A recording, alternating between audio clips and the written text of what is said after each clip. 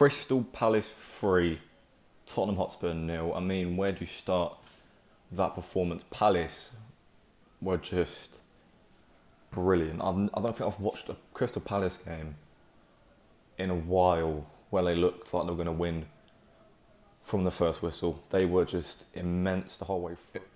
Tottenham, they weren't bad. The first 30 minutes, Tottenham were like looking like they could possibly score. I mean, if I had to say Tottenham's best player today, it would be Lucas Moura, just based on the first 30 minutes. That Tanganga was good until he got the red card. There was a massive fight after he challenged Zaha and they got booked, and it was a foul, but the reaction from Zaha wasn't needed, and maybe that's why the yellow card was given to Tanganga because of the fight, because the foul was weak in my opinion, and then the second yellow was 100% a second yellow, and it was a red card, but he was very good defensively. He stopped Crystal Palace a lot in the first half and the early parts of the second half, but Lucas Moura was their best player. He was lightning quick, his feet was dribbling inside and out, just mugging off every player, but the rest of the team just wasn't good, and we have to pay attention to the fact that Eric Dyer had an injury pretty early on.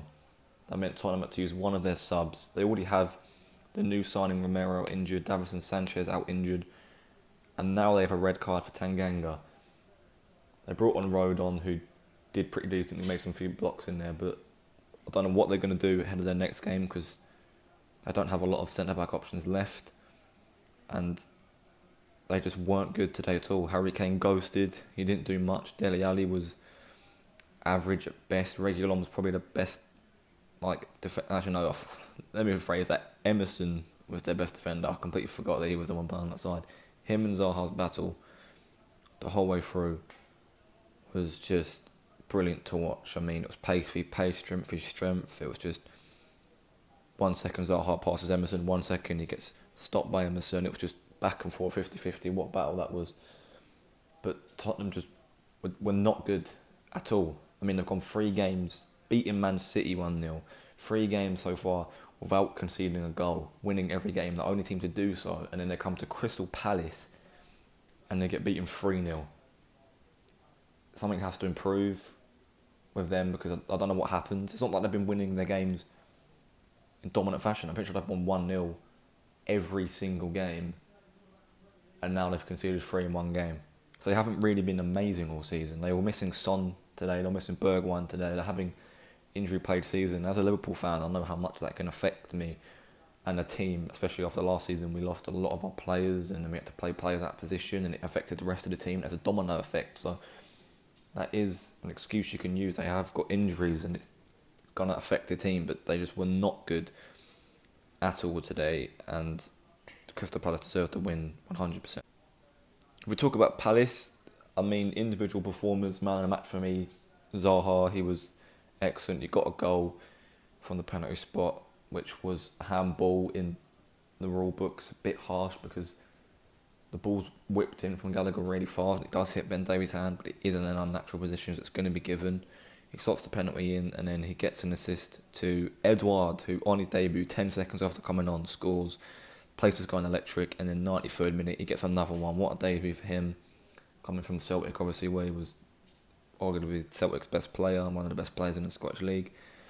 But Palace and Zaha especially were just electric the whole way through. Him and Gallagher today were my 2 best players in the 2 standouts for the whole 90 minutes, because the amount of runs Gallagher was making and he just wasn't being played through actually annoyed me, because he was making so many runs, was calling for the ball, no one was passing it, no one was spotting it. And then when he did get the ball, he was playing brilliant passes in. He had a lot of efforts where they were just terrible. Everything he did today was brilliant apart from his finishing, because he skied a free kick, he skied a shot from outside the box. He had 2 shots blocked on the line, which was a brilliant block and a brilliant save by Tottenham, which was the biggest moment for the first 60 minutes. But he was brilliant today, Gallagher, and he scored 2 goals against West Ham in the last match. He got an assist to Edouard's goal in the 93rd minute. He was brilliant today, and so was Zaha. Edouard, I mean, I don't know how much they signed him for, but he's looking already in 10 minutes to be a good signing for Palace, because Benteke isn't a goal-scoring striker. I mean, he hasn't been very good since he was at Aston Villa, but if they can have a striker like Edouard come in and grab them goals, Palace can definitely fight for try and get past mid-table, maybe even get top 10. I don't think they will, but if they can pick up form, if they can get a striker like Edouard to keep scoring, if they can stay solid at the back like they did today, then I don't see a reason why they can stop being this team that's battling for relegation every single season and just about getting out of it at the end by like 10 points or something. But they were just immense today, and every player on that pitch deserved that win. They fought for it. They were determined. I mean, if I was going to say the worst player, Kouyaté wasn't very good, I don't think. I mean, he got subbed off for Milivojevic at the end. He made a few rash challenges, but he was still good. There wasn't really a player that I can say in that entire... I mean, Guaita didn't do anything. The goalkeeper literally didn't have to make... He made like 2 saves the whole game.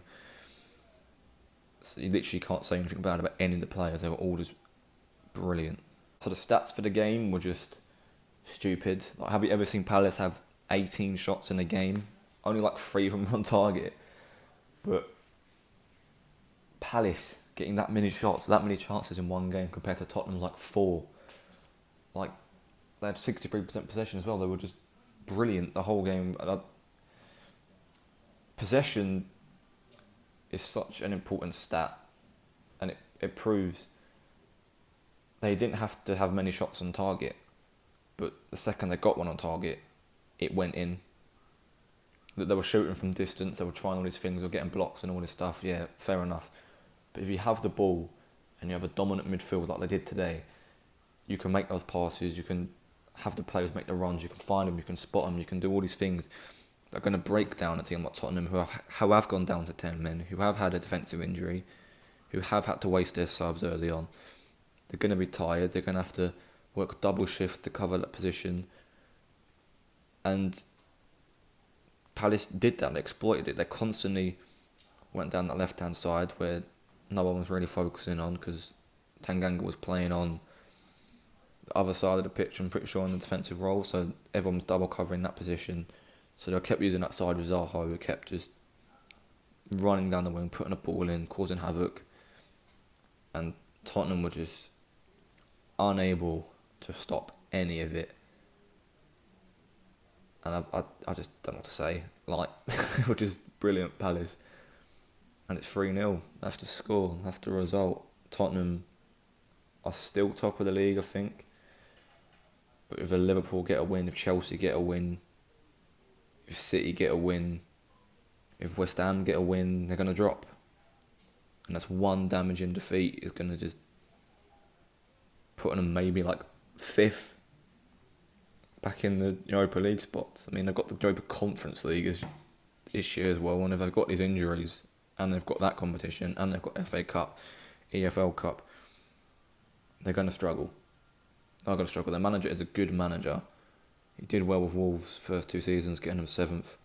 But then last season was a shambles. Obviously, Wolves did lose Jimenez, but he is a good manager. He's proved it in the first 3 games. But his decision making today was poor. He made subs at the wrong time. He should have brought someone on to change up in the second half because there was nothing in the first half from Tottenham at all. I don't think they had a shot in the first half. They had to do something. They didn't. They left it too late. They got the red card. And then it was done. Done from there. No one they can do to make a sub because they had to make another defensive change. They've got no one to bring on up front because they've all got injuries. There you go. That is the end of this review. Leave your thoughts. If you're a Palace fan, in the comments. Leave your thoughts if you're a Tottenham fan. Also in the comments. I mean, if you're a Palace fan, you've got to be over the moon. Haven't you? This new manager's come in. He's brought these signings in. They've come on. They've done it already.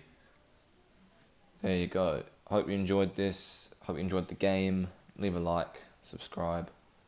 Goodbye.